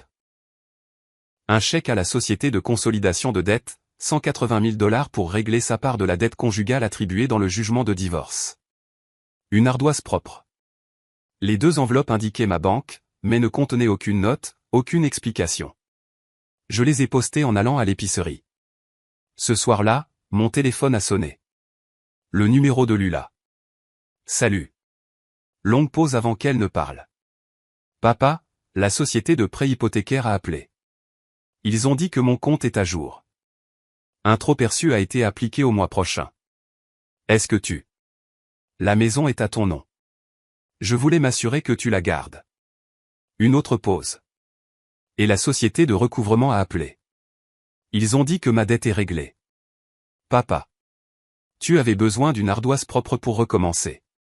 C'est tout. Silence. Puis, merci. Après avoir raccroché, j'ai noté dans mon registre, 182 200 $ au total. Je ne l'ai pas classé comme un prêt ou un don, juste comme un soutien. 2 semaines plus tard, elle a appelé avec un ton différent, excité. J'ai trouvé un travail. Responsable de bureau dans un cabinet médical. 42 000. Je commence lundi. Mon bonheur était sincère. C'est excellent. Félicitations. Raconte-moi.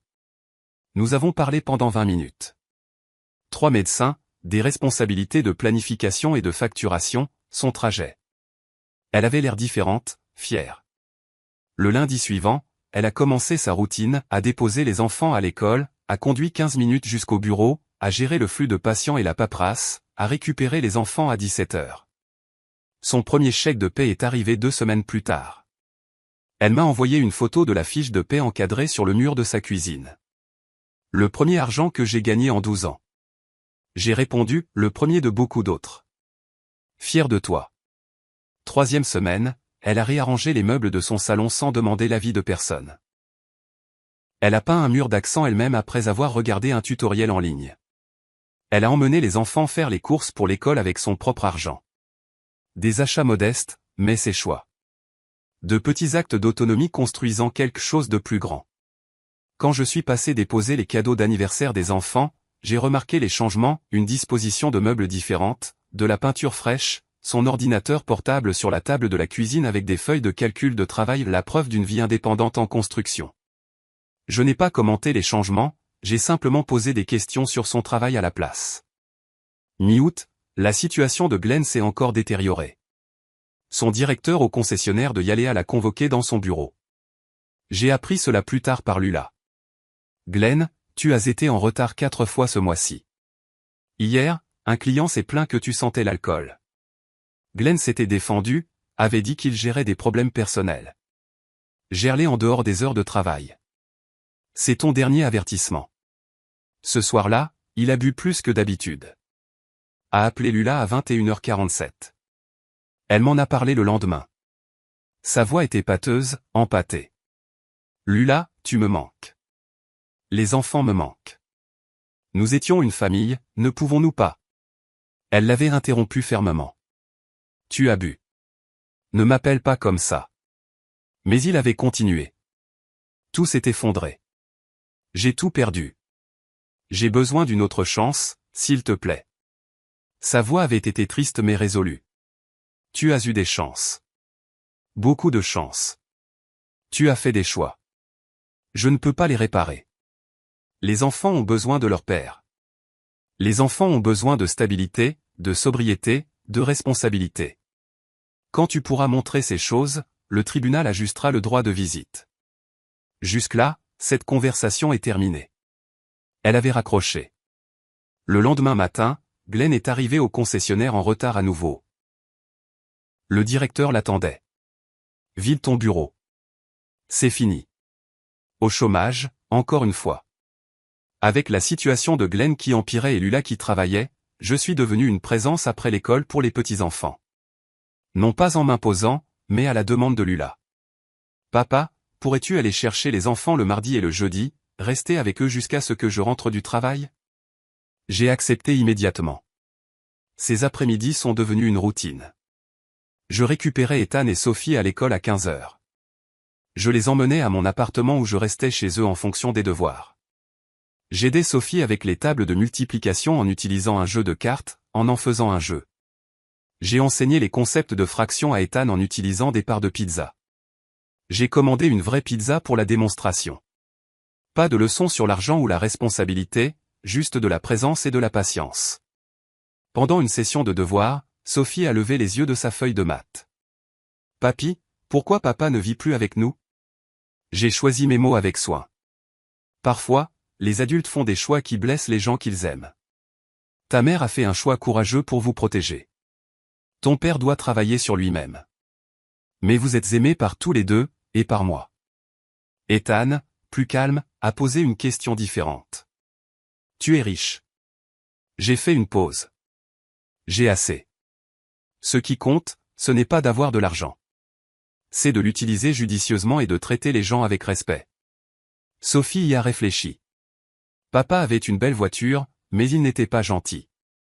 Exactement. Les choses ne rendent pas quelqu'un bon. Ce sont les actions. Un soir de fin août, après que les enfants se soient endormis, Lula s'est assise avec moi à sa table de cuisine. Du café entre nous.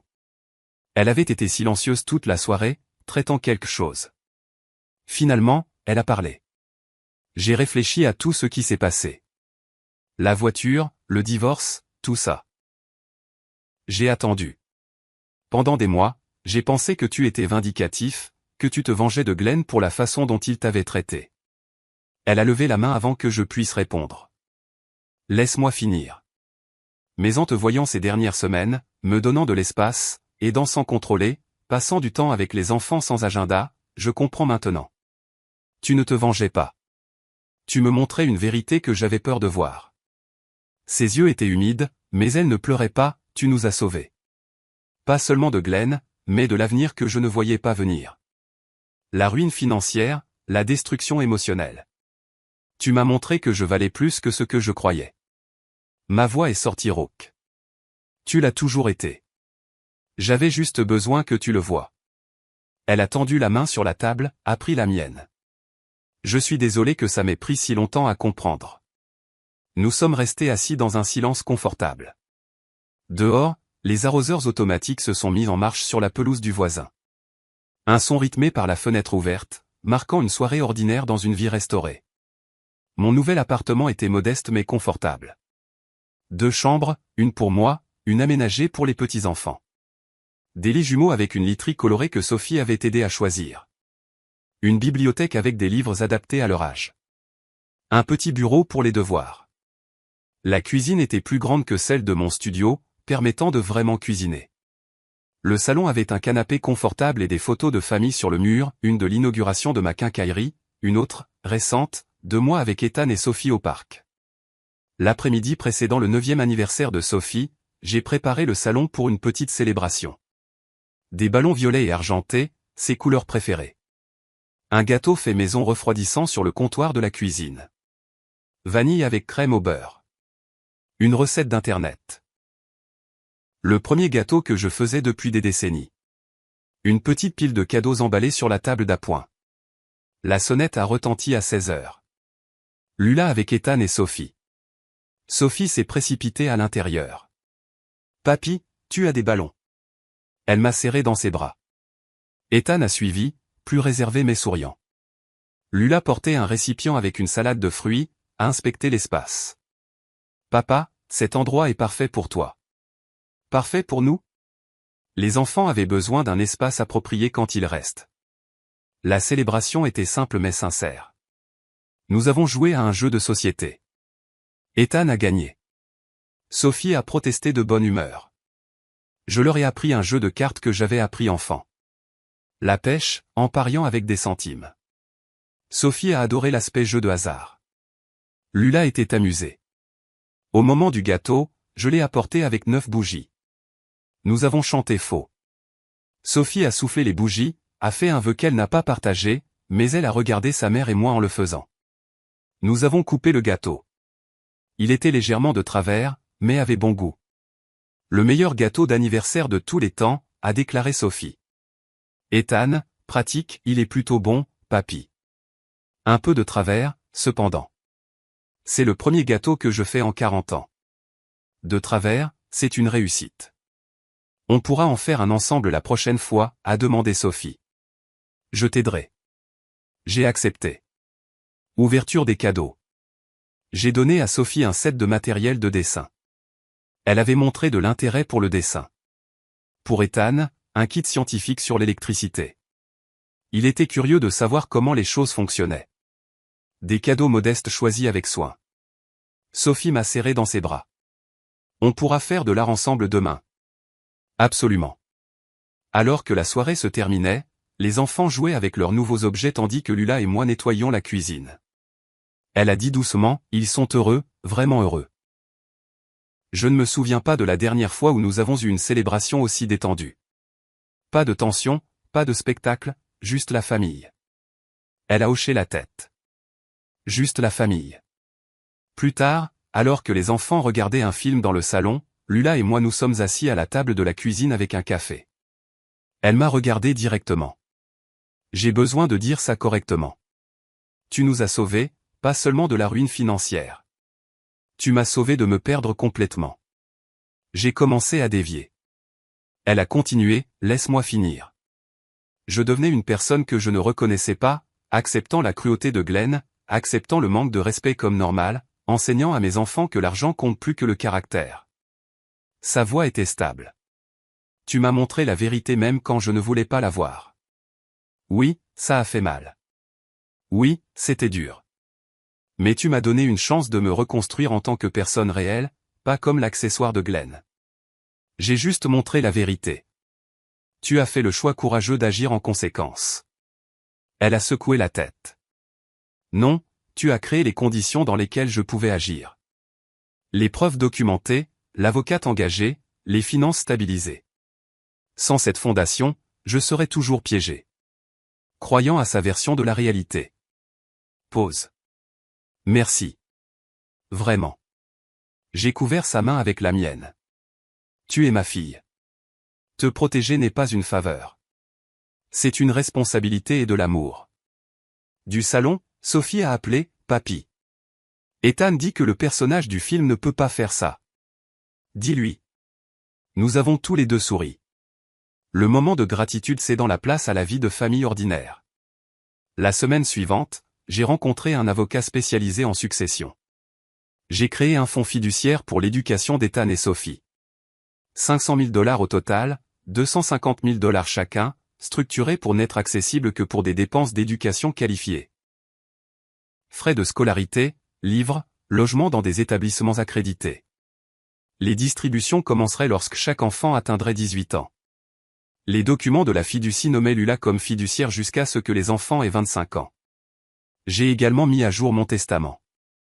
La majeure partie de ma succession restante serait divisée entre Lula et les petits-enfants, avec des dispositions spécifiques empêchant Glenn d'accéder à des fonds, quelles que soient les circonstances. L'avocat a confirmé que tout était légalement solide, a déposé les documents. La semaine suivante, j'ai invité Lula à mon appartement, je lui ai expliqué la structure de la fiducie, je lui ai montré les documents. Ses yeux se sont écarquillés. Un demi-million de dollars pour leur éducation? J'ai hoché la tête. Ils auront des opportunités que j'ai dû créer pour moi-même. Pas de dette d'étudiant. Pas de barrière financière à leur potentiel. Elle était silencieuse, en train de digérer. Je ne sais pas quoi dire. Dis que tu t'assureras qu'ils valorisent l'éducation, pas seulement pour l'argent que cela rapporte, mais pour la connaissance elle-même. Elle a promis qu'elle le ferait.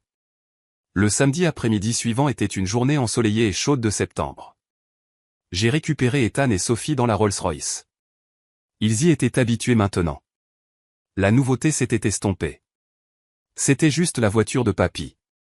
Nous sommes allés à un glacier local à Coconut Grove. Je me suis garé sur le parking. Les enfants sont sortis en trombe. Sophie m'a pris la main en marchant vers l'entrée. Nous avons commandé. Sophie a pris pépite de chocolat. Ethan a pris menthe chocolat. J'ai pris vanille. Nous nous sommes assis à une table extérieure. Le soleil de Miami était chaud, mais la brise de la baie était agréable. Sophie balançait ses jambes en mangeant sa glace. Papy, pourquoi as-tu une voiture aussi chic? J'ai fait une pause, m'attendant à une question différente. Qu'est-ce que tu veux dire? Jean, tu n'es pas frimeur, mais la voiture est vraiment chère, non? Ethan a ajouté, maman a dit que tu aurais pu l'acheter il y a longtemps. Pourquoi ne l'as-tu pas fait? J'ai réfléchi à ma réponse avec soin. Je l'ai achetée à ce moment-là parce que le timing était bon. Avoir des choses chères n'est ni bon ni mauvais en soi. Ce qui compte, c'est pourquoi vous les avez et comment vous traitez les gens, peu importe ce que vous possédez. Sophie y a réfléchi. Donc, c'est normal d'avoir de belles choses si on est toujours gentil? Exactement. Le caractère n'est pas défini par les possessions. Il est défini par les choix et la façon dont on traite les autres. Ethan est resté silencieux un moment. Papa avait une belle voiture, mais il n'était pas gentil avec toi ou maman. Je n'ai pas dénigré Glenn. Votre père a fait des choix. Nous en faisons tous. Certains choix mènent à de bons résultats. D'autres non. L'important est d'en tirer des leçons. Sophie, terminant sa glace, je vais être gentil et avoir de belles choses quand je serai grande. J'ai souri.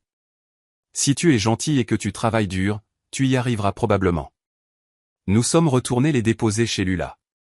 Alors qu'ils sortaient de la voiture, Ethan s'est arrêté. Merci, papy. Pour tout. Pas seulement pour la glace. Le poids de tout. Toujours. Je les ai regardés courir vers la porte d'entrée où Lula attendait, me faisant signe. J'ai fait un signe en retour, puis je suis parti. À un feu rouge, j'ai aperçu mon reflet dans le rétroviseur, je me suis permis un petit sourire. Justice rendue. Famille restaurée. Avenir sécurisé. Tâche accomplie. Si vous aimez cette histoire, veuillez aimer cette vidéo, vous abonner à la chaîne et partager vos impressions sur cette histoire dans les commentaires. Pour écouter l'histoire suivante, cliquez sur la case à gauche. Merci d'avoir regardé.